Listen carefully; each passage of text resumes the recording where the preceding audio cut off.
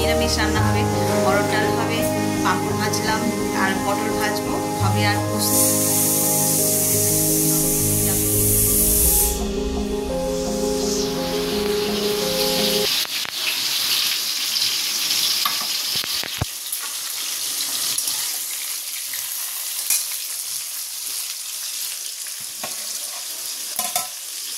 ভাতও মনে হচ্ছে হয়ে গেছে, দেখি।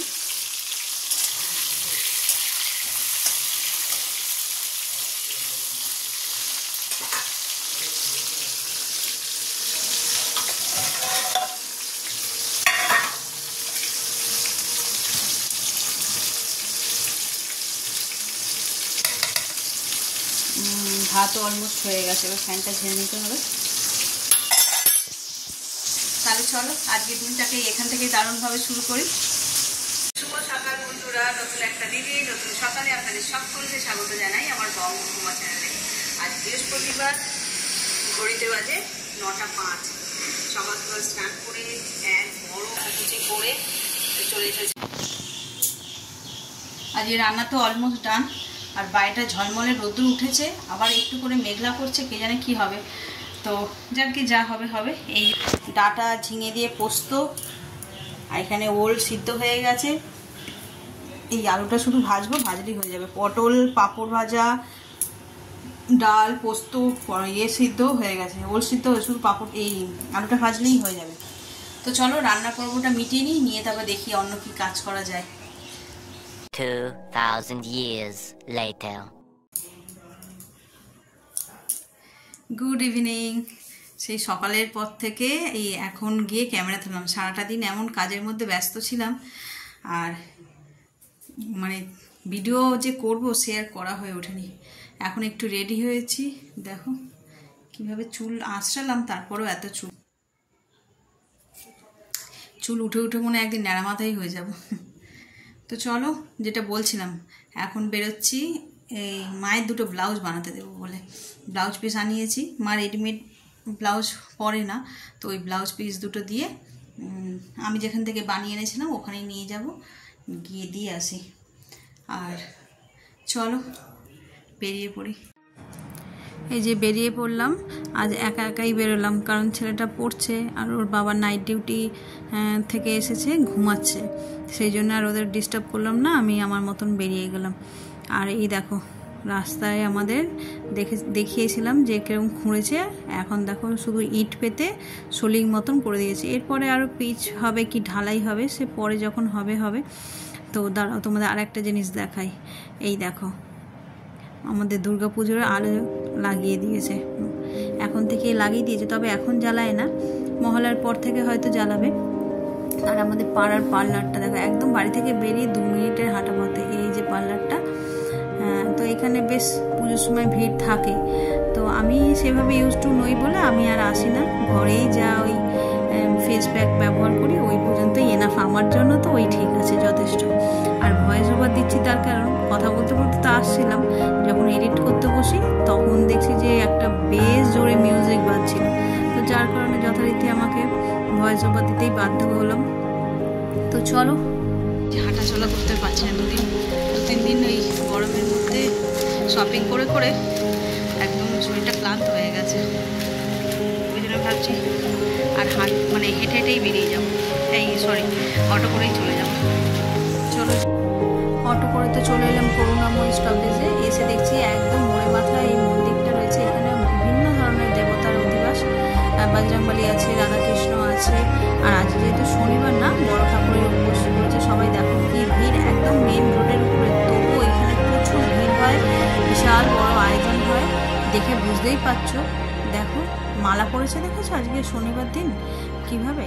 তো ওই দেখতে দেখতে চলে এলাম টেলার্সে। কি করব ভেবে পাচ্ছি না, তাই দূরে দাঁড়িয়ে দাঁড়িয়ে একটুখানি ভিডিওই করলাম। তার কারণটা হচ্ছে অনেকক্ষণ ধরে লাইন দিয়ে দাঁড়িয়েও এখনও চান্স পাইনি যে আমি টেলার দিদির সঙ্গে কথা বলবো বা কিছু। দেখো কি অবস্থা, কীরকম ভিড়, দেখো দোকানের ভিতরে লোক ঢুকে গেছে।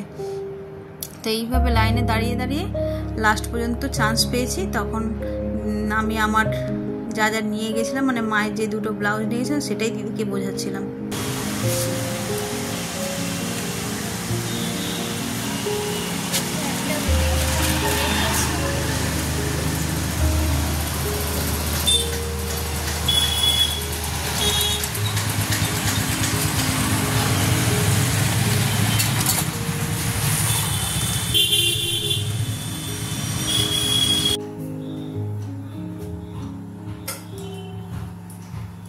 বাড়িতে তো অনেকক্ষণ এসে গেছি, অনেকক্ষণ বলতে তখন কটা বাজে, 9টার মধ্যে ঘরে ঢুকে গেছি।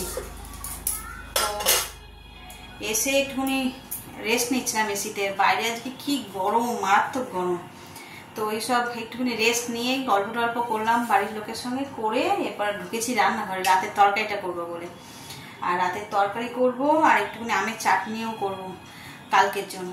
আর কাল না আমাদের একটা বিশেষ দিন আছে। তো কি দিন, কি বিশেষ দিন আর কি, তো সেটা তোমরা আগামীকাল যে ব্লগ আসবে তাতেই দেখে নিও। তো এখন হচ্ছে যে কালকের জন্য একটুখানি প্রিপারেশন করে রাখবো। তো সকালবেলায় সেভাবে কাজ করে উঠতে পারিনি গরমের জন্য। এখন দেখি টুকটাক করে বালিশের মানে বিছানার চাদর ঠাদরগুলো যদি চেঞ্জ করে নিই, কালকে হয়তো চাপ হবে। কাল আবার কাজের যে আমাদের হেল্পিং হ্যান্ড সেই দিদিও আসবে না, সুতরাং ঘর তো পরিষ্কার আমাদেরই করতে হবে। তো চলো আজকে রাতে রান্না করবো ছোলার ডাল, নারকেল দিয়ে, নিরামিষ যেহেতু ছোলার ডাল রান্না করবো। তো চলো রান্নাটা করে নিই। শুকনো লঙ্কা আর গোটা জিরে ফোড়ন দেবো, দিয়ে আর করবো আজকে একটু ভাবছি হিংও ফোড়ন দেবো। এই যে হিং, শুকনো লঙ্কা আর জিরে ফোড়ন দিয়ে করবো।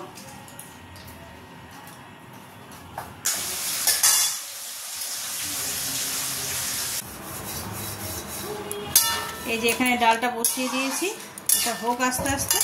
আর এই দেখো আমটাকে গ্রেট করে দিয়েছে, ওর বাবাই করে দিল, একা হাতে তো হয় না। এই যে এইটাকে চাটনিটা ভাবছি এখনই করে রাখবো, ভাবছি না করবো বলেই তাই করিয়েছি। চলো এবার চাটনিটা করে নিই। আমের চাটনিটা করবো, তার জন্য একটুখানি মশলা গুঁড়ো করে নিচ্ছি, জিরে আর লঙ্কা। আর এই ভাজা মশলাটা এই ঘুগনি বটে, ছোলার ডালটাতেও দেবো। তার কারণ না এই ভাজা মশলা দিলে সেই রাস্তার যে কচুরির তরকারিগুলো হয় পুরো ওরকম টেস্ট লাগে খেতে, কিংবা ডালপুরির তরকারিগুলো এরকম। চলো মশলাটা রেডি করে নিই। চাটনিটা করতে যদিও বেশি সময় লাগবে না, এই যে পুড়ে নিয়েছি বলে আর বেশি সময় লাগবে না, চট করে হয়ে যাবে। আর এই ভাজা মশলার গন্ধ পুরো একদম মন ভরিয়ে দেয়, সেই একদম এক টানে ছোটবেলায় চলে যায় যেন, আলু কাবলি স্কুলের। আর এই ভাজা মশলার গন্ধ পেলেই তাই মনে হয়। চলো এটার বেশি ভাজবো না, তাহলে তিতো হয়ে যাবে। এই যে আমগুলোকে গ্রেট করে নিয়েছি আমের চাটনি করবো বলে। তবে আমের চাটনি তো অনেকে অনেক রকমভাবে করে, তবে এইটা আমি কিভাবে করছি তোমাদের সঙ্গে শেয়ার করছি। দেখো কারোর সঙ্গে যদি মিলে যায় তো কমেন্ট করো। প্রথমে আলতো হাতে রসগুলোকে বের করে নেব আমগুলো দিয়ে। আমগুলো একটু পেকে গেছে বলে রসও বেশি। ঠিক এইভাবে আলতো হাতে রসগুলোকে সব বের করে নেব। চলো বের করে নিই। চাটনিটা করবো বলে আমগুলো সব রস মানে হাতে নিংড়ে নিয়ে নিয়েছে শুকনো শুকনো করে। এবার এতে দিয়ে দেবো চিনি, যার যার স্বাদ অনুসারে পরিমাণ মতন দেবে। দিয়ে এই চিনিটাকে বেশ করে মেখে দেবো। এর মধ্যে মধ্যে অল্প একটু কাজু আর কিশমিশ অ্যাড করলে ভালো হয়। আমার কাছে কিশমিশ ছিল, আমি দিয়েছি, কিশমিশটা মানে তলার দিকে ঢুকে গেছে। চলো এইটাকে এইভাবে মাখিয়ে আর কড়াতে বসিয়ে দেবো, ব্যাস তাহলেই হয়ে যাবে চাটনি। আর উপর দিয়ে ভাজা মশলাটা দিয়ে দেবো। চলো এটা তো মাখানো হয়ে গেছে, এবার গিয়ে এটা কড়াই দিয়ে দিই। তারপর কড়াটা গরম হয়ে গেছে, এবার আমগুলো জাস্ট দিয়ে দেবো।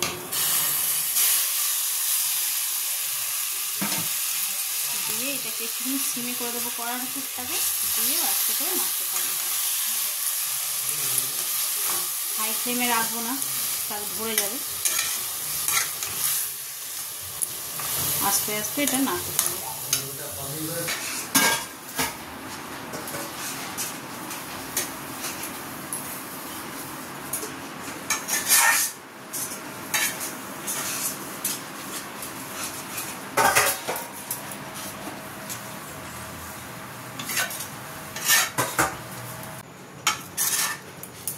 এই দেখো আমার আমের চাটনি একদম রেডি। থকথকে, এটা একটু ঠান্ডা হলে তারপরে ফ্রিজে রেখে দেবো। বুঝেছো? আর খেতে এত সুস্বাদু হয়, তোমরাও কখনো ট্রাই করো। রাত দুপুরে চলছে জোর কদমে কাজ। ওদিকে তো আমি রান্নাঘরে ছিলাম, আমের চাটনিটা বানিয়ে রাখলাম। আর এদিকে কালকে বলছিলাম না এসিটা দিয়ে যেন হাওয়া হতে চাইছে না, কালকেই বলছিলাম যে ওর বাবা আসলে দেখি এসিটা পরিষ্কার করাবো। এই এখন করালাম, কালকে তো লোকজন আসবে, তো এসি গরমেতে এসি ছাড়া কেউই থাকতে পারে না আর কি। যার যার বাড়িতে সব এসিতে থেকে অভ্যস্ত তো, আর এসিতে হাওয়া না হলে তখন বিরক্ত লাগে। সেটাই তাই চালিয়ে দেখছি, সুইং করে দিলাম যে ঘরটা কতক্ষণে ঠান্ডা হচ্ছে। নেটগুলোতে যা ময়লা পড়েছিলাম না, বুঝতেই পারছিলাম এরকম হয়। তো এই বাড়িতে 4 বছর এসেছি, আর ওই বাড়িতে পুরোনো বাড়িতে তো ছিলই।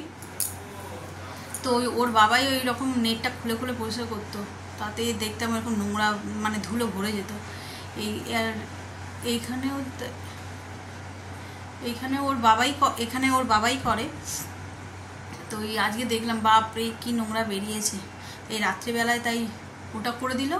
আর কাল যেহেতু দিদি আসবে না, সানডেতে করে দিদি না আসলে একটা না বেনিফিট আছে আমাদের, মানে কি বলবো, এই ঝুল ঝাড়া এগুলো তো সকাল সকাল হয়ে ওঠে না। মানে উনি ওনার মতন নিজের তালে যা হোক করে ঝাঁট দিয়ে মুছে দিয়ে চলে যায়, সে আমাদের জন্য তো দাঁড়াবে না। তাই ভাবছি যে কালকে যখন আমরা নিজেরাই সব কিছু করবো, তাহলে একেবারে ঝুলটাও ঝাড়া, ঝুল তেমন কিছু নেই, 2-1 জায়গায় দেখছি রয়েছে, ওই একেবারে ঝুল ঝেড়ে বিছনার চাদরও এখন আর পাল্টালাম না, একেবারে ঘর দৌড় একদম পরিষ্কার করে তারপরে চাদরটা পাল্টে দেবো। তো চলো, রাত্রি তো অনেক হয়েছে, 11টা বাজে। চলো এবার আমরা ডিনার করি, এখনও ডিনার হয়নি। আজকে সব কাজ গোছাতে 12:30টা বেজে গেল, অনেকটা মানে দেরি হয়ে গেল আর কি। ওই যে বললাম কাল দিদি আসবে না, মানে কাজের যে দিদি, ওই জন্য এখন সব রান্নার বাসন টাসনগুলো, তারপর খাওয়ার বাসন যা যা পড়েছিল ওগুলো সব মেজে মাঝে রাখতেই দেরি হয়ে গেল। তো চলো, আর তো তোমরা দেখলেই যে সব কিছু কালকের জন্য একটা তোড়জোড় শুরু হয়ে গেছে না, বিশেষ কিছু মানে কি বলবো, বড় কিছু আয়োজন নয়, একদম যৎসামান্যই আয়োজন, কিন্তু তাও আমাদের জন্য কালকের দিনটা বিশেষ। তো চলো আজকের ব্লগটাকে এই পর্যন্তই রাখছি। জানি আজকে তেমন কিছু ব্লগ করা হয়নি, সারাটা দিন অ্যাকচুয়ালি হয়েছে কি, এত গরম না, আমার প্রেশারটা হাই হয়ে গেছিলো, যার কারণে আমি আর কিচ্ছু ব্লগ করতে পারিনি, মানে ক্যামেরা ধরতে পারি, আর কোনো কাজও করিনি যে আমি দেখাবো তোমাদের যে কি করছি না করছি। সকালের রান্নাটুকুনি যা হোক করে আর এই এসি চালিয়ে ঘরের মধ্যেই বসেছিলাম। তারপরে বিকেলবেলা না বেরোলেই নয়, ওই মায়ের ব্লাউজটা দেবো বলে বেরিয়েছিলাম। তারপরে এসে তো দেখলেই রান্নাবান্না করলাম টুকটাক, আমি চাটনিটা করে রাখলাম, এই আর কি। চলো তাহলে আজকের ব্লগটাকে এই পর্যন্তই রাখছি। যদি কিছু ভালো লেগে থাকে তাহলে please like, comment, share and subscribe. সকলে ভালো থাকবেন, সুস্থ থাকবেন। আগামীকাল আবার একটা নতুন দিনের সঙ্গে দেখা হচ্ছে। Good night.